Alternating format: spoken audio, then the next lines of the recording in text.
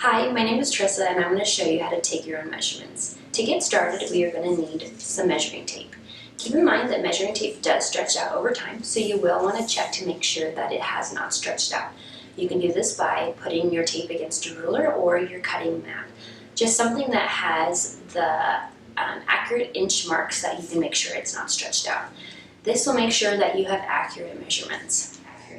Also, for when you're taking your measurements, make sure you are wearing the clothes the undergarments that you normally would wear under whatever garment that you need to take your measurements for. For instance, if you are going to take your measurements for a swimsuit or a leotard and you're not going to be wearing any undergarments under it, I personally would take my measurements without a bra on, but if it's for a regular shirt, I would take my measurements with a bra that I would normally wear with that garment. That way you can get the most accurate measurements for that particular pattern. All pattern designers draft in different cup sizes. Some draft for a B cup, some draft for a C cup, as well as different body shapes. You will need to keep this in mind when you take your measurements, because that will determine if you need a grade, if you need a full bust adjustment, or any different adjustments. So we're going to start off by taking our full bust measurement.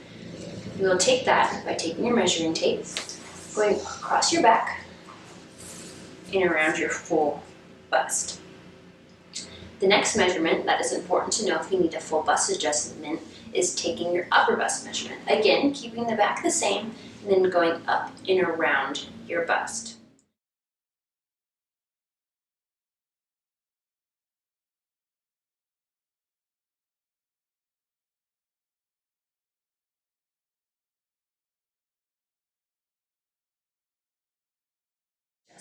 If you just go by your full bust and you don't do the adjustment, there's a good chance that your shoulders and anything above your chest is going to be too big and it'll fit in the bust, but it might be too large everywhere else and it won't give you a really good fit.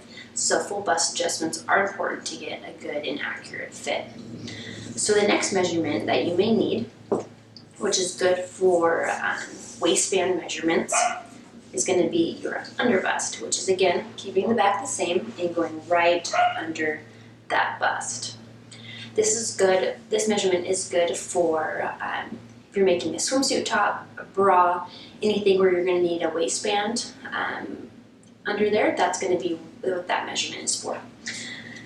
The next measurement is going to be your waist measurement. So this is typically where you bend from side to side, where that crease is. So you'll take your measuring tape and go right where that crease is for your natural waist measurement. For your hips, you want to make sure it's around the greatest part of your hips. So it should go around about the middle of your hips and around your tush. And so that's how you would take that measurement, like that. Another measurement you might need is your high hip. Your high hip is usually right at your hip bone. And this is important for if you're doing elastic for a pair of pants, you will need that high hip measurement for that. So we measure that again right at your hip bone and usually where your pants will sit, and that's where you get that measurement.